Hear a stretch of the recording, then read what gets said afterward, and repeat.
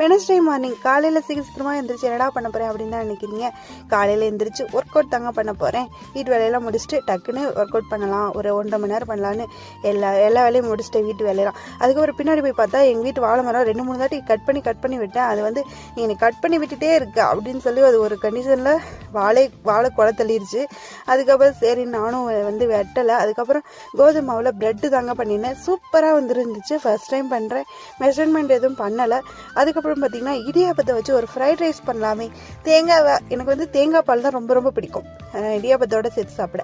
ஆனால் வந்து idiyappam fried rice பண்ணலாம் அப்படின்னு சொல்லிட்டு ரெடி பண்ணிக்கிட்டு இருந்தேன். 2 பொருள் போதும். வெங்காயம், தக்காளி அரைச்சி ஒரு ஸ்பூன் சர்க்கரை போட்டு அரைக்கணும். அதுக்கப்புறம் பார்த்திங்கன்னா கரம் மசாலா இது மட்டும் இருந்தால் போதும். பிரியாணி ஸ்பைசஸ் வேணும். இது மட்டும் தான் பண்ணேன். சூப்பராக இருந்துச்சு. நம்ம மூளைக்கு இப்படியேப்பட்ட ஐடியாலாம் வருதே அப்படின்னு நினச்சி நானும் கொஞ்சம் சந்தோஷப்பட்டுக்கிட்டு என் ஹஸ்பண்டை கேட்டேன். சூப்பராக வந்திருக்கு அப்படின்னு சொல்லி சொன்னார்.